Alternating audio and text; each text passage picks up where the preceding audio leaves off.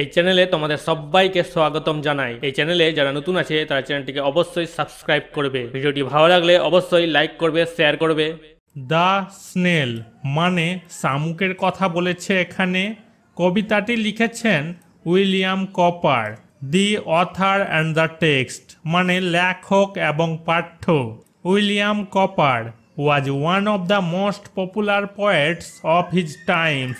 William Cowper তার সময়ের অন্যতম জনপ্রিয় কবি ছিলেন।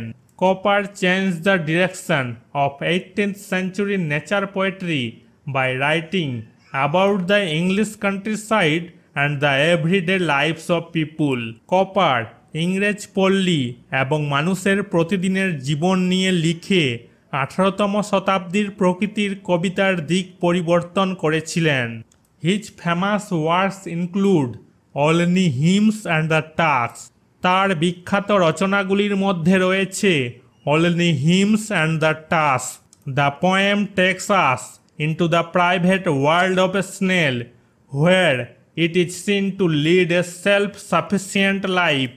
কবিতাটি আমাদের শামুকের ব্যক্তিগত জগতে নিয়ে যায়, যেখানে এটি একটি স্বনির্ভর জীবনযাপন করতে দেখা যায়।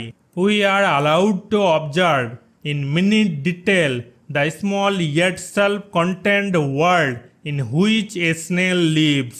আমাদের কয়েক মিনিটের বিশদে পর্যবেক্ষণ করার অনুমতি দেওয়া হয়, যেখানে একটি শামুক বেঁচে থাকে এমন একটি স্বল্প মাত্রায় স্বনির্ভর পৃথিবীতে। Read the following.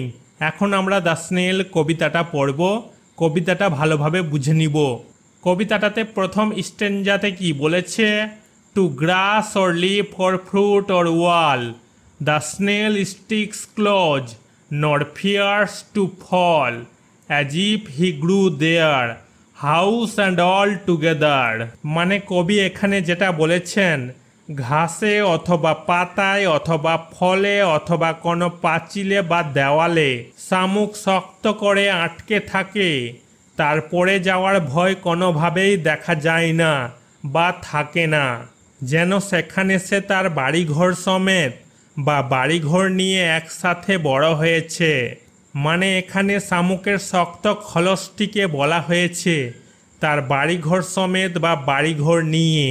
মানে এখানে যেটা বোঝানো হয়েছে, এখানে শামুক তার বাড়িঘর অর্থাৎ খলসটিকে নিয়ে ঘাসে অথবা পাতায় অথবা ফলে অথবা দেওয়ালে শক্ত করে আটকে থাকে, পড়ে যাওয়ার ভয় না করে, যেন সেখানেই সে বড় হয়ে উঠেছে। 2 নম্বর স্ট্যাঞ্জাতে কি বলেছে? Within that house secure he hides when danger imminent betides of storm or other harm besides of weather.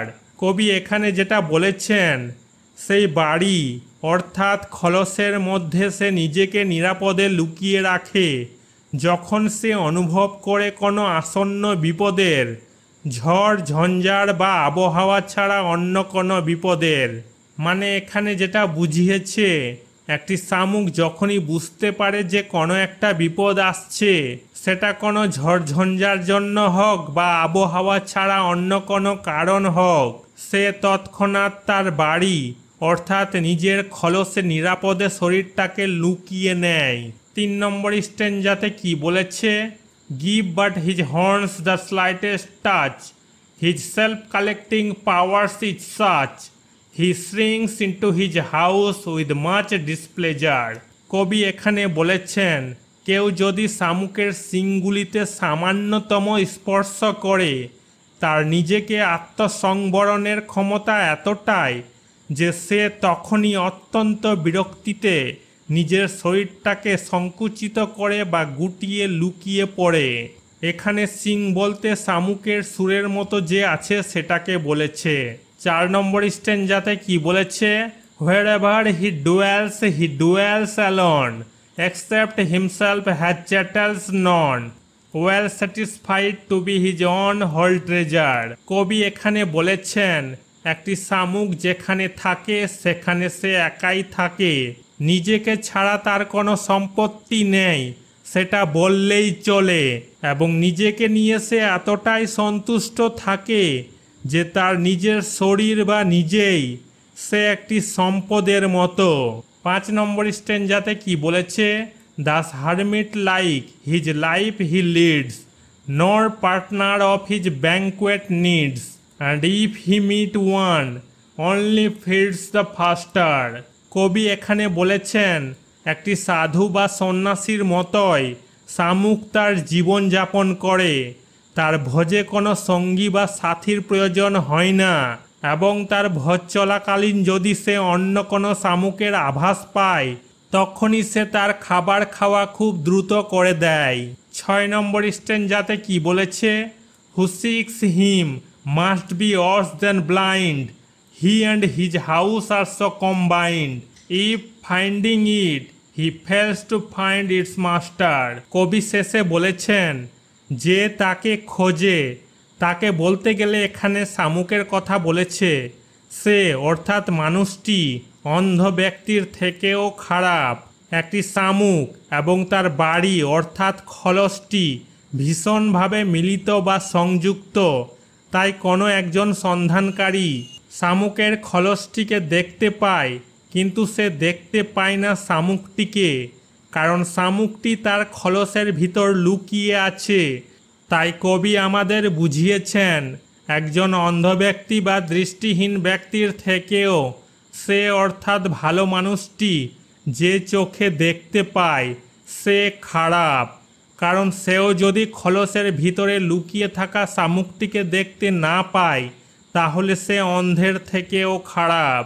Word next eminent মানে আসন্ন, লাইকলি টু হ্যাপেন সুন শীঘ্রই ঘটতে পারে। চ্যাটেলস পার্সোনাল বিলঙ্গিংস, চ্যাটেলস ব্যক্তিগত জিনিসপত্র। ব্যাঙ্কুয়েট মানে ভোজ, an elaborate and formal evening meal for many people, অনেক লোকের জন্য একটি বিস্তৃত এবং আনুষ্ঠানিক সন্ধ্যার খাবার। এখন আমরা কম্প্রিহেনশন এক্সারসাইজেস করব। 1 নম্বরের প্রশ্নগুলোকে কি করতে বলেছে? Choose the correct alternative to complete the following sentences. নিম্নলিখিত বাক্যগুলি সম্পূর্ণ করার জন্য সঠিক বিকল্প চয়ন করতে বলেছে, বেছে নিতে বলেছে। এ নম্বর প্রশ্নে কি বলেছে? With the slightest touch the snail shrinks into its house with, সঠিক আনসার হয়ে যাবে ডিসপ্লেজার। মানে এখানে বলেছে সামান্য স্পর্শে শামুক বিরক্তি নিয়ে তার ঘরে অর্থাৎ তার শক্ত খলসে সংকুচিত হয়। বি নম্বর প্রশ্নে কি বলেছে? In it's house the snail lives with, সঠিক আনসার হয়ে যাবে নো ওয়ান। মানে এখানে বলেছে তার বাড়িতে শামুকটি কারো সাথে থাকে না। 2 নম্বরের প্রশ্নগুলোকে কি করতে বলেছে? State whether the following statements are true or false, provide sentences phrases words in support of your answer. নিচের বিবৃতি সত্য না মিথ্যা তা বলতে বলেছে। তোমার উত্তরের সমর্থনে বাক্য, বাক্যাংশ, শব্দ প্রদান করতে বলেছে। এ নম্বর প্রশ্নে কি বলেছে?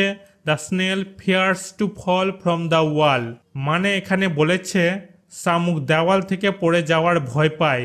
এই বাক্যটা হয়ে যাবে ফলস, মিথ্যা হবে, এফ বসবে। সাপোর্টিং স্টেটমেন্ট হবে the snail sticks close nor fears to ফল, শামুক শক্ত করে আটকে থাকে, পড়ে যাওয়ার ভয় তার থাকে না। বি নম্বর প্রশ্নে কি বলেছে? The snail comes out of his house during the storm, মানে এখানে বলেছে ঝড়ের সময় শামুক তার ঘর থেকে বেরিয়ে আসে। এই বাক্যটা ফলস হবে, মিথ্যা হবে, এফ বসবে।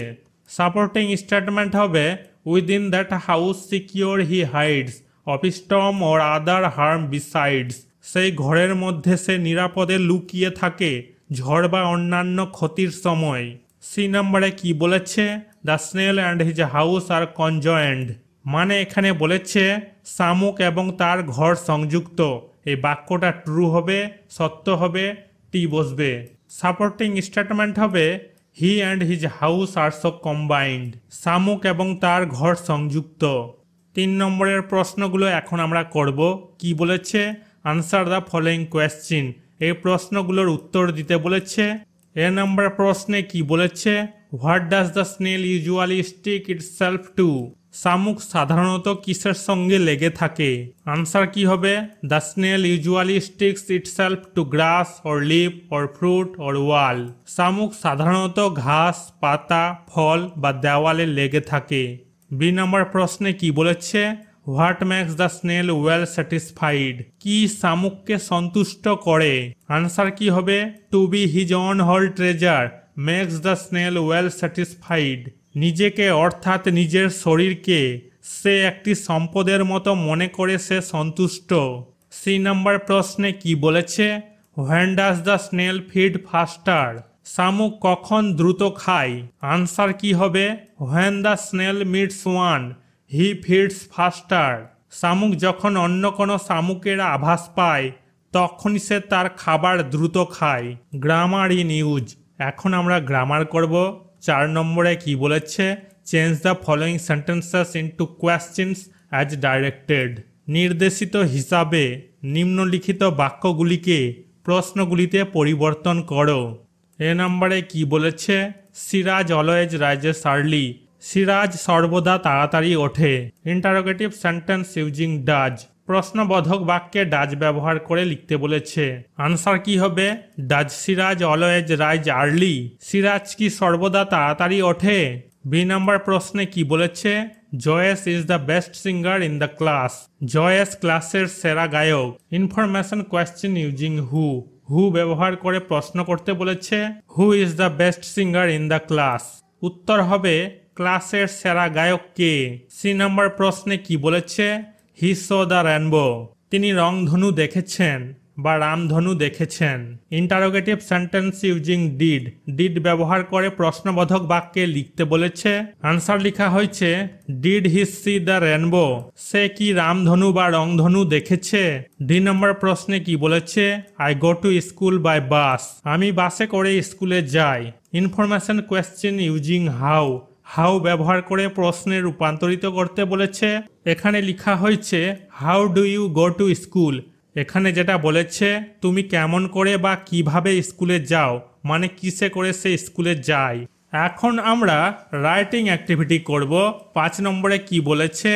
Right a letter within 100 words to the editor of an English daily about the disturbances caused by the thoughtless use of loud speakers.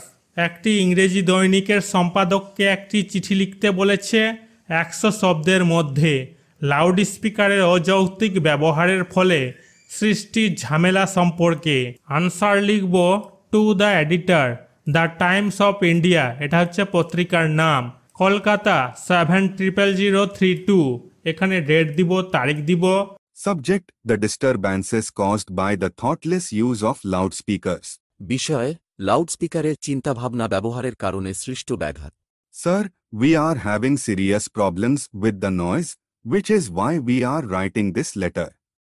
I'm a 10th grader, and although this is an important class for me, I'm disturbed by the loudspeaker's erratic voice. Exam-related problems are also plaguing us students in our schools as a result of the abuse of loudspeakers. We can't study for the exam because of the hilarious noise produced by the loudspeaker at night. Sir, আওয়াজ নিয়ে আমাদের গুরুতর সমস্যা রয়েছে, এ কারণেই আমরা এই চিঠিটি লিখছি।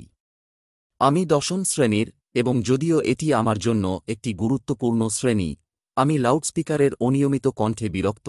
পরীক্ষামূলক সমস্যাগুলি লাউডস্পিকারের অপব্যবহারের ফলে আমাদের স্কুলগুলিতে শিক্ষার্থীদেরও জর্জরিত করছে। রাতে লাউডস্পিকার দ্বারা উৎপাদিত হাসিখুশি শব্দের কারণে আমরা পরীক্ষার জন্য অধ্যয়ন করতে পারি না। The excessive noise that they are exposed to on a daily basis is causing headaches and ear problems in many elderly people and young children. Due to nighttime noise, the patients in the vicinity are unable to obtain the rest they require and cannot have a good night's sleep. তারা প্রতিদিনের ভিত্তিতে যে অতিরিক্ত আওয়াজ প্রকাশ করে তা অনেক বয়স্ক ব্যক্তি এবং ছোট বাচ্চাদের মধ্যে মাথা ব্যথা এবং কানের সমস্যা সৃষ্টি করে। রাতের সময় শব্দের কারণে আশেপাশের রোগীরা তাদের প্রয়োজনীয় বাকি অংশগুলি পেতে অক্ষম এবং রাতের ভালো ঘুম হতে পারে না। Please include my issue in your prestigious daily so that higher authorities are aware of it and can take appropriate action. দয়া করে আপনার মর্যাদাপূর্ণ দৈনিকটিতে আমার সমস্যাটি অন্তর্ভুক্ত করুন যাতে উচ্চতর কর্তৃপক্ষগুলি এটি সম্পর্কে সচেতন হয় এবং যথাযথ পদক্ষেপ নিতে পারে।